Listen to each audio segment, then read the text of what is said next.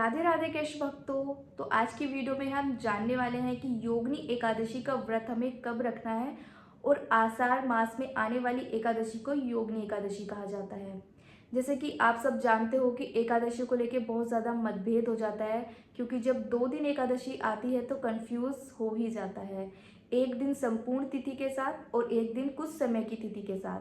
तो हमें योगिनी एकादशी का व्रत कब रखना है, इस वीडियो में हम यही जानते हैं। तो आषाढ़ मास में पड़ने वाली योगिनी एकादशी का व्रत करने से हमारे जाने अनजाने में हुए पाप गलतियों से मोक्ष प्राप्त होता है। और योगिनी एकादशी व्रत करने से ब्रह्म हत्या और गो हत्या जैसे पापों से मुक्ति मिल जाती है। क्योंकि हमारे जीवन में कुछ ना कुछ हमसे ऐसी गलतियां होती है जाने अनजाने में है कि हम जानबूझ के नहीं करते, फिर भी हो जाती है। जैसे चलते चलते कुछ भी कीड़े मकोड़े हमारे पैरों से मर जाते हैं, तो इसलिए पता नहीं कितने पाप, कितना कुछ हमसे गलतियां हो जाती हैं। इसलिए जो भी हमारे जीवन में हमसे गलतियां हुई हैं जाने अनजाने में, उन सभी पापों से, उन सभी गलतियों से मुक्ति दिलाती है योगिनी एकादशी। आषाढ़ मास में 2 एकादशी आती हैं, योगिनी एकादशी और देवशयनी एकादशी। योगिनी एकादशी कृष्ण पक्ष में आती है और देवशयनी एकादशी शुक्ल पक्ष में। तो जैसे कि आप सब जानते हो कि देवशयनी एकादशी के बाद कोई भी शुभ और मांगलिक कार्य नहीं किया जाता है।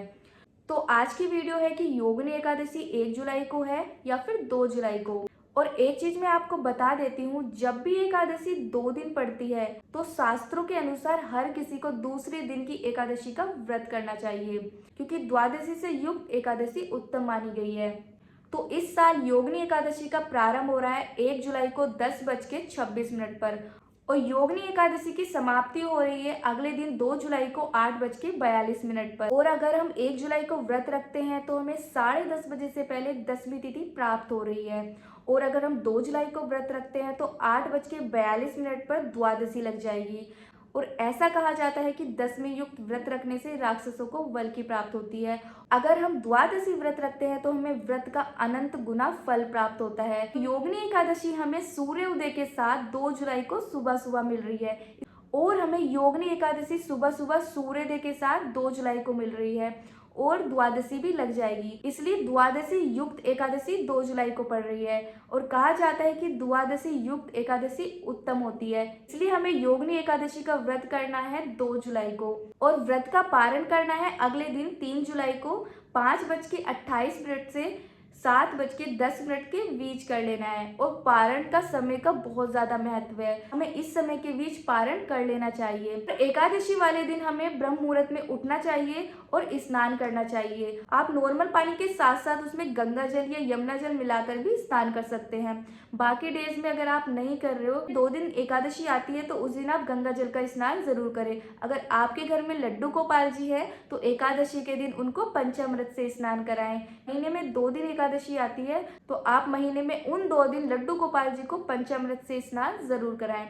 और लड्डू गोपाल जी को पीले वस्त्र धारण करें और खुद भी पीले वस्त्र धारण करें, क्योंकि हमारे श्री हरि विष्णु जी को पीला रंग अति प्रिय है। और व्रत शुरू करने से पहले व्रत का संकल्प जरूर लेना है, क्योंकि बिना व्रत संकल्प लिए व्रत अधूरा माना जाता है। इसलिए आप व्रत करने से पहले संकल्प जरूर लें। उसके बाद एकादशी व्रत कथा पढ़े। हर एकादशी को अपनी एक अलग एकादशी कथा होती है। जैसे अभी योगिनी एकादशी आ रही है तो आप इस दिन योगिनी एकादशी की व्रत कथा पढ़ें। उसके बाद भगवान को भोग लगाएं और प्रभु की आरती करें और फिर तुलसी मैया के पास जाएं, उनका दीप प्रज्वलित करें और तुलसी मैया के चारों ओर परिक्रमा लगाएं। आप कम से कम 11 परिक्रमा तो लगा ही सकते हो। और एकादशी के दिन हमें ज्यादा से ज्यादा भगवान का ध्यान करना चाहिए और किसी की भी निंदा नहीं करनी चाहिए और क्रोध भी नहीं करना चाहिए और किसी को अपशब्द भी नहीं बोलना चाहिए। और एकादशी के दिन में सोना भी नहीं चाहिए, इससे व्रत हमारा भंग हो जाता है। इसलिए ध्यान रखें कि एकादशी व्रत के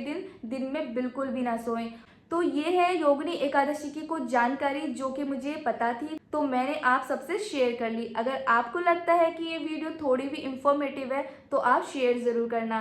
तो मिलते हैं नेक्स्ट वीडियो में, तब तक के लिए आप सभी को राधे राधे, हरे कृष्णा।